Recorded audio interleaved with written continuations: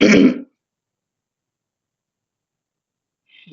राम जय राम जय जय राम।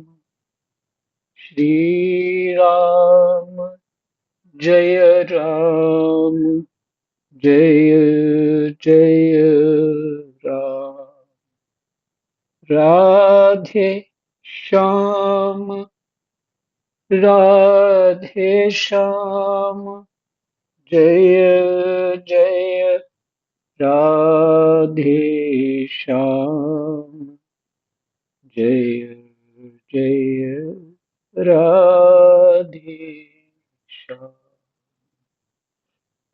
जय जय राधे श्याम।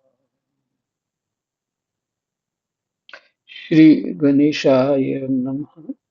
श्री सीतारामाभ्यां नमः। श्री हनुमते नमः। श्री उमापते नमः। श्री गुरुवे नमः। श्री सब संतन की जय जय जय जय सीताराम। राधे श्याम। श्रीमद् भागवत महापुराण चतुर्थ स्कंद 13वां अध्याय। प्रसंग है ध्रुव वंश का वर्णन, राजा अंग का चरित्र।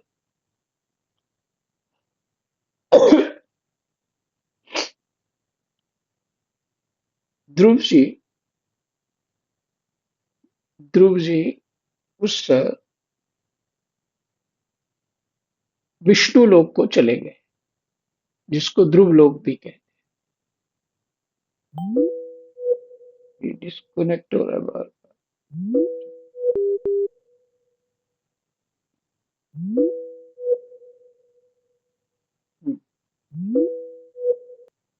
कोई फोन आ रहा था। अब आवाज आ रही है मेरी? नहीं जी आ रही? महाराज जी जी आ रही महाराज है। जी। आ रही है, ठीक है।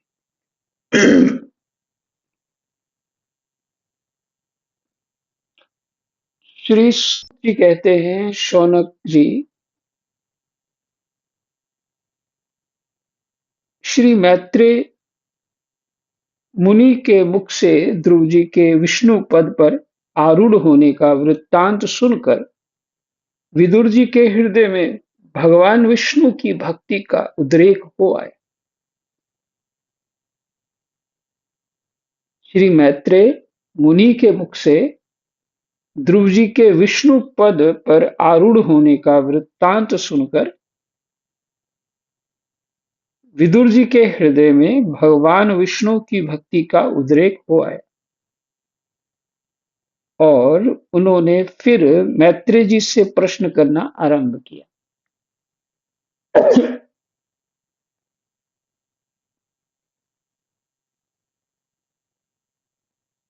सूत जी वो 88,000 ऋषियों को ये पाठ सुना रहे हैं। क्या सुना रहे हैं कि मैत्रेय जी ने विदुर जी को क्या सुनाया। श्री मथुरादास भक्तमाली जी कहते थे, जैसे कोई युद्ध होता है, जब पहले, अब तो नहीं ऐसा होता, पहले युद्ध होता था तो युद्ध का एक बाजा बजता था, मैंने एक बैंड बजता था। उस बैंड में इस तरह का उसका धुन होती थी कि कायर से कायर आदमी भी ये विचार करता था कि मैं युद्ध करूं। कायर से कायर आदमी भी उसको बल मिल जाता। बाबा ये दृष्टांत इसलिए देते थे कि भक्तों का चरित्र सुनने से कैसा भी कोई जीव हो, वो भगवान की भक्ति करना चाहता है, भक्त हो जाता है।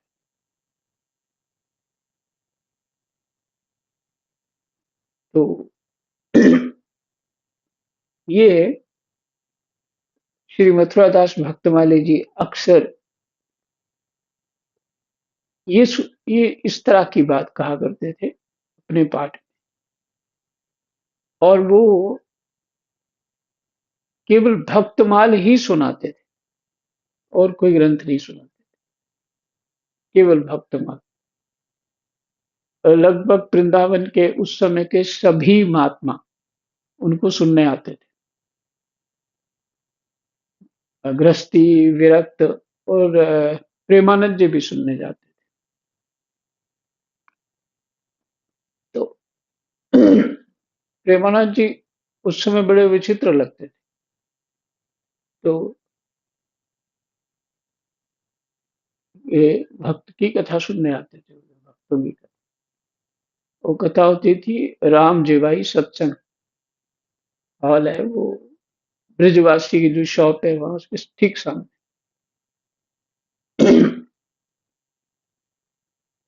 तो इसी तरह जो मैत्री जी ने विदुर जी को ध्रुव जी की कथा, भक्ति की कथा सुनाई, तो उनको भी भक्ति का उद्रेक मैंने भाव बढ़ गया।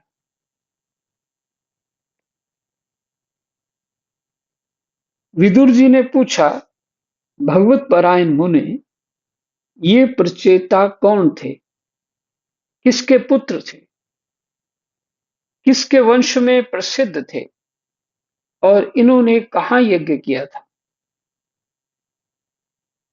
भगवान के दर्शन से कृतार्थ नारद जी परम भागवत हैं। भगवान के दर्शन से कृतार्थ नारद जी परम भागवत हैं, ऐसा मैं मानता हूं। उन्होंने पांचरात्र का निर्माण करके श्री हरि की पूजा पद्धति रूप क्रिया योग का उपदेश किया है। पूजा पद्धति रूप जो क्या है क्रिया योग है, उसका उपदेश किया है।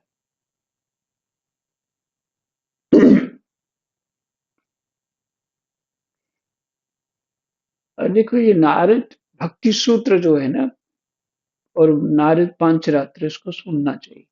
छोटा सा ग्रंथ है और बहुत मार्मिक ग्रंथ है। बहुत छोटा सा है, गीता प्रेस से।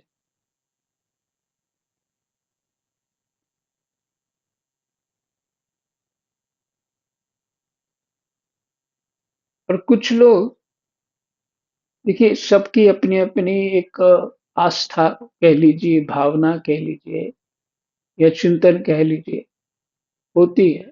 कुछ लोग क्रिया योग का महत्व नहीं देते। तो क्यों नहीं देते? जी सब ठीक नहीं है, बस ध्यान करना है या कुछ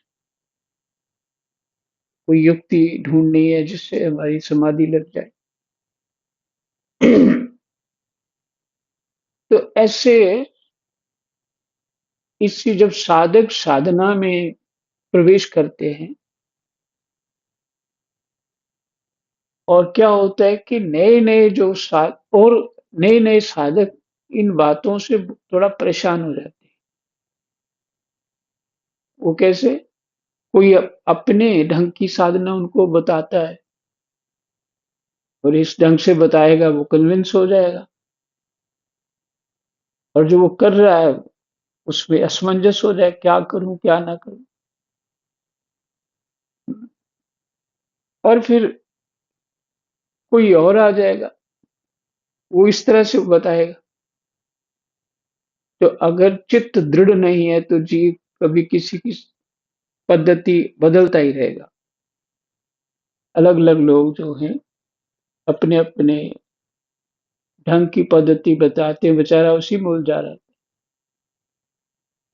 और मुझे मुझे भी ऐसा हुआ। तो मुझे, पर किसने बचाया? गीता जी ने। गीता जी जब मैं पढ़ता था तो मुझे उस समझ में आ जाती सारी बात। पता नहीं कैसे आ, गीता जी की कृपा थी कि पर सारी बात समझ में आ।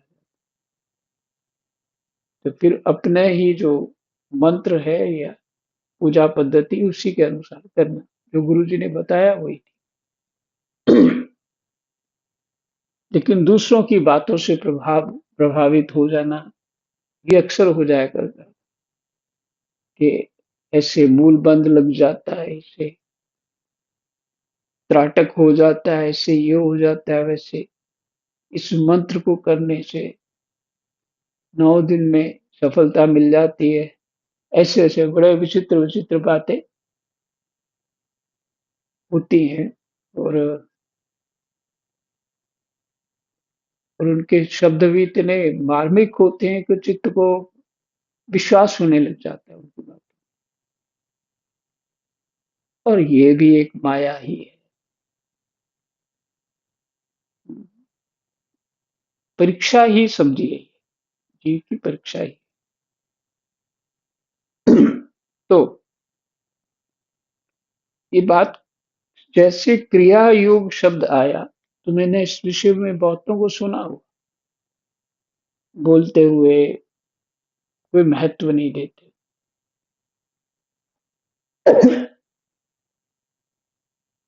खैर, अपना अपना साधन,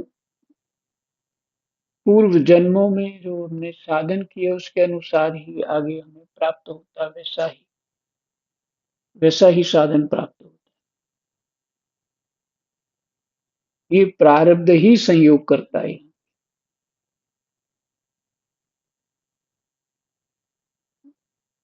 फिर विदुर जी पूछते हैं, जिस समय प्रचेतागण स्वधर्म का आचरण करते हुए भगवान यज्ञेश्वर की आराधना कर रहे थे, उसी समय भक्त प्रवर नारद जी ने ध्रुव का गुणगान किया था।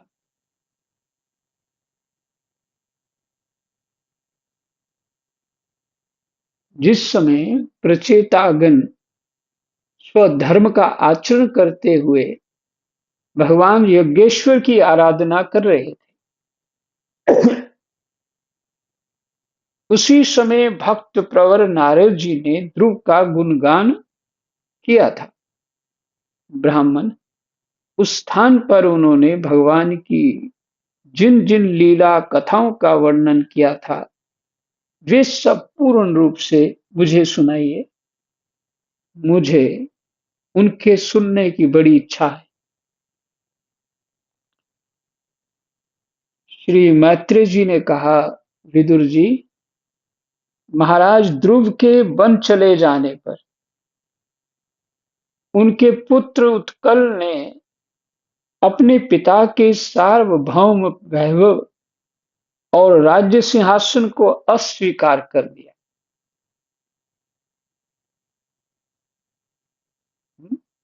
महाराज ध्रुव के वन चले जाने पर उनके पुत्र उत्कल ने अपने पिता के सार्वभौम वैभव और राज्य सिंहासन को अस्वीकार कर दिया।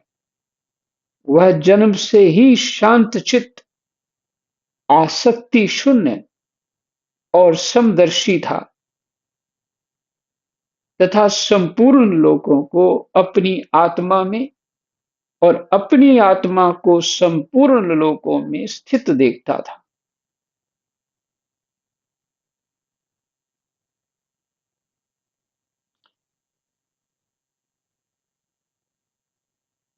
इस स्तर पे हम यदि पहुंच जाएं तो हमारे राग द्वेष और द्वंद्व दोनों समाप्त हो जाएंगे। और जब तक ये है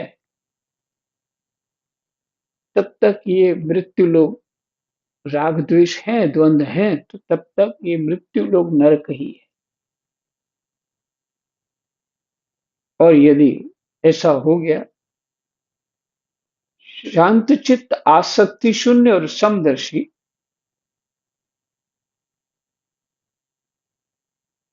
और संपूर्ण लोगों को अपनी आत्मा में और अपनी आत्मा को संपूर्ण लोकों में स्थित दिखता है, उसके अंतःकरण का वासना रूप मल अखंड योग अग्नि से भस्म हो गया था। किसका? उत्कल जी का। इसलिए वह अपनी आत्मा को विशुद्ध बोध रस के साथ अभिन्न आनंदमय और सर्वत्र व्याप्त देखता था। ऐसे सिद्ध क्या हो रहा है? मैं ही मैं हूं।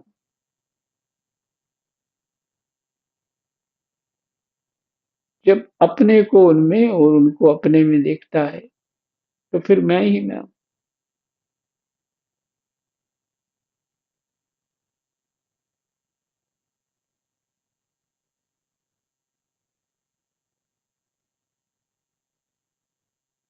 सब प्रकार के भेद से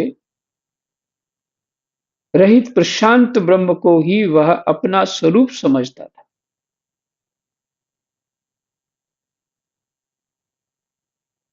फिर से, इसलिए वह अपनी आत्मा को विशुद्ध बोध रस के साथ अभिन्न आनंदमय और सर्वत्र व्याप्त देखता था। सब प्रकार के भेद से रहित प्रशांत ब्रह्म को ही वह अपना स्वरूप समझता था तथा अपनी आत्मा से भिन्न कुछ भी नहीं देखता।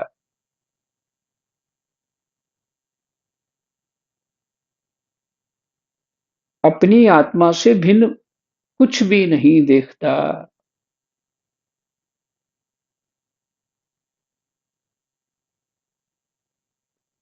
ये पंच तत्व जो हैं,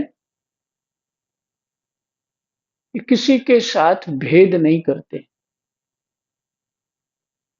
कोई दुष्ट हो या सज्जन हो, भगवान का भक्त हो या अभक्त हो, वो एक समान ही सबके साथ व्यवहार करते हैं। पंच तत्व माने आकाश, वायु, अग्नि, जल और पृथ्वी। दुष्ट भी प्रयोग करते हैं, सज्जन भी प्रयोग करते हैं इसको, पर वो कोई भेद नहीं रखते। ये तत्व यही देवता है। तो देवता लोग ऐसे होते हैं जैसे सूर्य भगवान, हम्म, चंद्र भगवान, ये सब भेद नहीं रखते,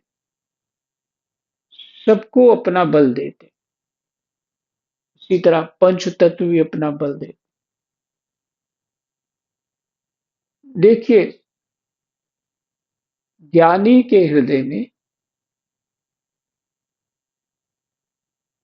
देह बुद्धि नहीं होती किसी के प्रति, आत्म बुद्धि होती है। तो वो जानता ही है ये गुण दोष सब माया के हैं, त्रिगुणात्मक है। जो जीव है उसमें कोई गुण दोष नहीं होता, होता ही नहीं। अच्छा देखिए, एक विचित्र सबको लगता है ये बात, कैसा भी व्यक्ति हो कोई, वो हमेशा यही कहता है कि मैं निर्दोष हूं, मैं निर्दोष हूं। दूसरों का ही दोष उसको दिखता, अपना बिल्कुल नहीं दिखता, मैं निर्दोष हूं। और सत्य सत्य है ये बात कि आत्मा तो निर्दोष ही है ना। और ये गुण दोष, पाप पुण्य, सुख दुख, ये सब प्रकृति है, माया है।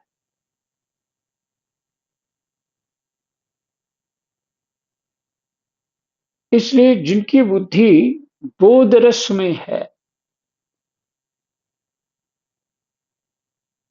वो सबको अपने में, अपने को सब में देखते।